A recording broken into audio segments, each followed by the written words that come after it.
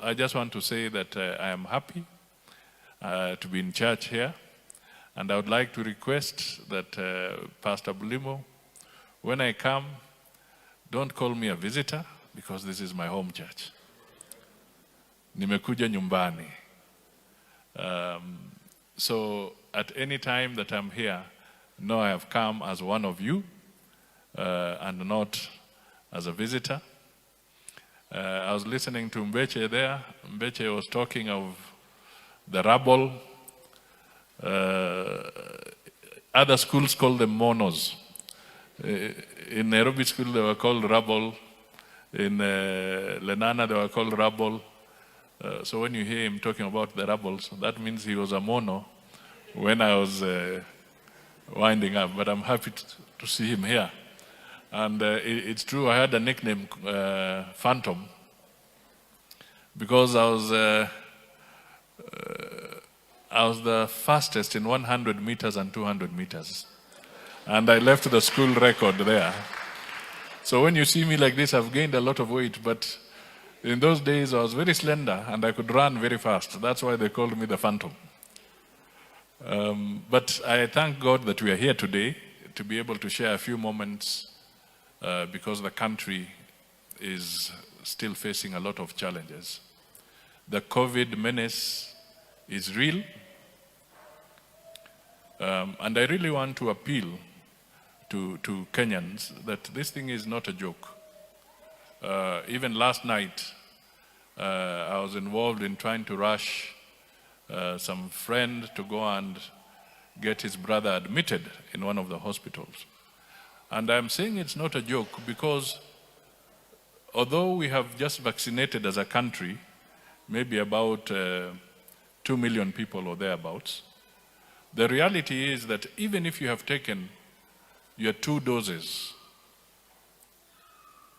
of the vaccine, please continue to exercise maximum restraint, because some of those that are still suffering and are dying are those who have actually received both vaccinations. But the Delta variant, which is now the lethal one, can still get to you. So I'm pleading that we continue to take this thing very seriously. It is with us, and we just hope that the government will accelerate the vaccination to all Kenyans. We are seeing comparatively how other countries have vaccinated in huge millions, maybe 50% of their population, maybe even more. And in Kenya, we have done very little. So the challenge for the government is to make sure that resources and time and commitment is set and focused on dealing with this COVID vaccination. The other thing that has come up recently is that the courts have pronounced themselves on this debate that has been with us for 3.5 years, the BBI debate. The courts made a ruling. Now we must move forward. We must focus on the future. But the lessons that we must learn from the court rulings is that when you do not listen to each other, when leaders refuse to listen to each other, when they make themselves a one-man choir, when leaders just decide that it is their choir that will sing and nobody else should be listened to, the consequences are very grave.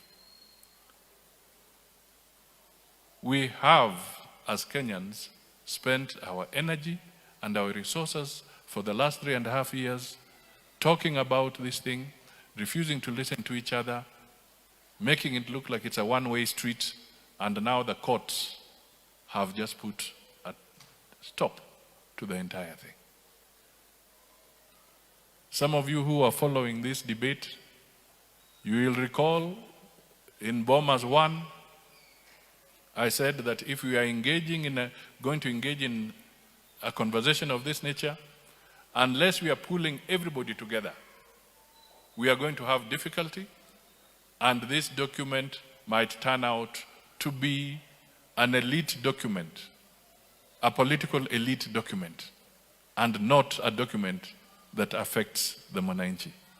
Now, when you listen to the rulings, some of the words that are used in Bomas 3 years ago were some of the words that the judges were pronouncing in their judgment. I cautioned in Bomas 2 that the issue of independence of institutions is paramount and must be handled carefully.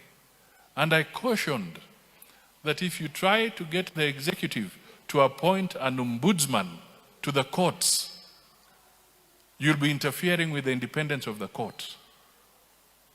When I was in Bomas, some of the people were jeering because I had brought up that point. If you listen to the judgment of the president of the appeals court, Musinga, he said that when you introduce a situation of an ombudsman that interferes with the independence of the judiciary, you are altering the basic structure of principles of constitution, and therefore they cannot allow that to pass. Had they listened when I was telling them that when you introduce such clauses, you're making it difficult along the way, maybe we would not be getting to where we are. So the lessons we have to learn is that we have to listen to each other.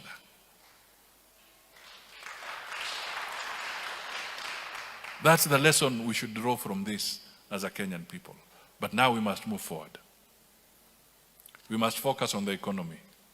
We must focus on job creation. We must reconstruct the dislocated lives of the people because of the COVID pressures. We must bring hope into the homes of our Kenyan people. We must dialogue as we move forward so that we can have free and fair elections in 2022. We must put resources to strengthen the IBC. We have, as a nation, got to pull together, listen to each other this time round, so that we get things right. Let us do the things correctly. Competition will always be there. In politics, that is why you have a referee. And the referee must be independent. We should not try and interfere with the independence of the IBC. Let us help them to do their job appropriately as we approach the election.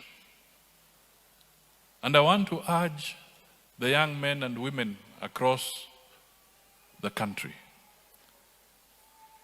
please, since the IBC has even said that they're going for mass voter registration, they've even put out advertisements because they want to recruit young men and women who will now get involved in the mass voter registration. I want to urge you to do two things. Encourage young people who have the ability in every constituency to apply so that the IBC can take them on to do voter registration as we approach 2022. Secondly, we must now blow the trumpet to get the people who have not registered to come out and register. Let us blow the trumpet. Let us blow the horns. Let us beat the drums so that they can come out and register in large numbers. Chebukati said since 2017, they had only registered 140,000 new registers in the entire country. But there are 5 million new IDs that have been issued from 2017 to date.